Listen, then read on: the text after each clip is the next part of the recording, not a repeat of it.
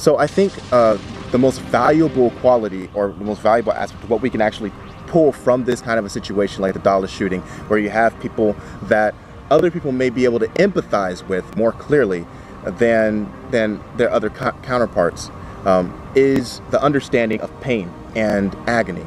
And that's why I believe that certain groups, certain other intersectional relationships can sort of get what we're going through, right? I think that's why the LGBTQI community is so active in their support with Black Lives Matter. I think that's why certain groups like Results, for instance, is so active with their advocacy of support for Black Lives Matter, even mentioning them at the most recent convention in DC several times. It's because they have the empathy.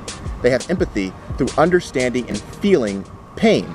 And so with this kind of an event where, yes, officers were shot, and that's horrible. It's the most terrible thing that you can possibly have to anyone to happen. No one is advocating for anyone to be murdered. But I would hope that in these conditions, I hope it helps to raise awareness of the situation at large in order for us to have a more broad conversation about what the causes are. Yes. So for instance, the causes. when we look at terrorism in the Middle East, or even ISIS, for instance, I think that people have an understanding of what the causes are for why there's terrorism in the Middle East. Yes. It's because of our constant militaristic imperialism overseas, and our occupation of their territories, and our bombardments and brutalization of their people. Yes. Notice, we use our military to brutalize their people, and in response, a few of them radicalize and respond to that aggression with aggression. Out of anger, out of frustration, out of feeling as though there is nothing that can be accomplished through any kind of peaceful negotiations or terms anymore. So they do whatever it is that they think they could possibly do to send a message, even if it includes strapping a bomb on themselves. And so we now have in the United States of America, where again, I'm moving back to the beginning of this conversation, to where we've had a history of oppression here. This isn't the first time that we've been talking about, police brutality and police destroying us and hurting us and killing us for years and decades. But even when we have the video footage for people, there is zero accountability. So now you have a situation where all of that culminates and boils over to the point to where you have people so frustrated, to the point to where you have shooters who even say, I even discussed it with Black Lives Matter because you guys aren't even doing enough. Yeah. To where they take actions into their own hands, terroristic actions into their own hands, and commit violence against a militaristic occupying force, the police. Who else other than the police occupies our inner cities, like the military? Who else other than the police have tanks for that outfit their officers with tanks, bulletproof vests, assault rifles, weapons meant to wage war against people?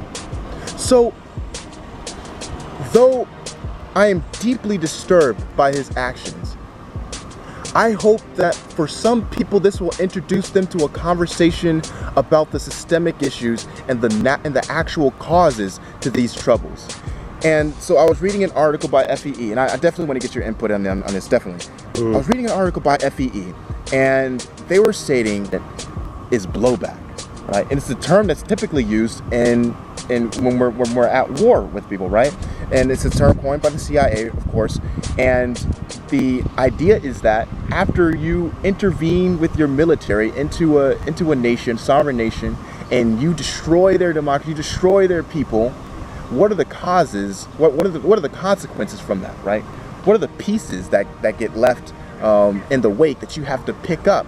And eventually, when you're trying to pick up those pieces, you pick up a bomb. I think this is an important conversation. I hope we understand what he's saying. What he's saying is we have to rise above this elementary level of discourse where we only talk about what happened. Yeah. And we get into why it happened. And we say, okay, what the shooter did, we don't agree with. It's tragic. But what was the shooter, what was their motivation? Because that's what the mainstream media is going to gloss over. Right. They will not take the time to say, Michael was angry. What was he angry about? Oh, you mean he was angry about like hundreds of years of oppression that have been suffered in the United States? Like, if we just cover slavery, we have enough to be angry about. But there's more.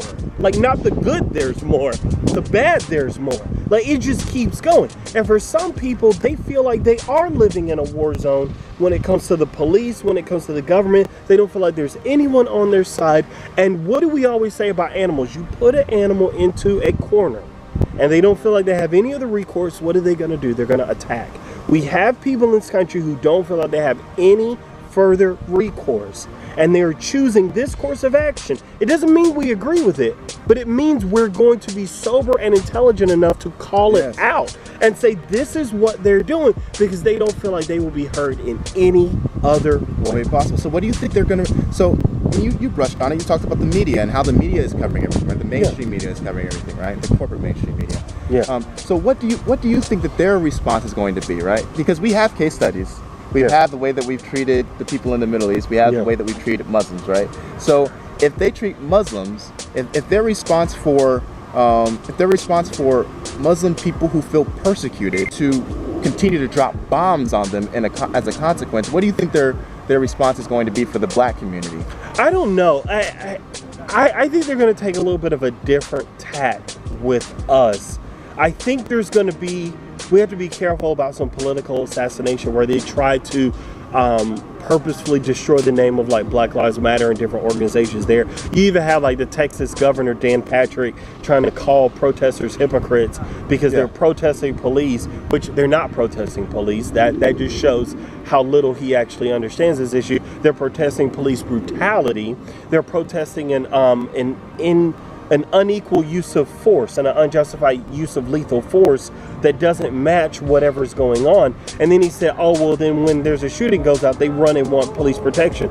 No, what we want is we want the police to do their jobs. I want police who are more concerned about doing what's right than they are of this concept of, let me put it this way. When I was in New York, I just went to New York recently and came back.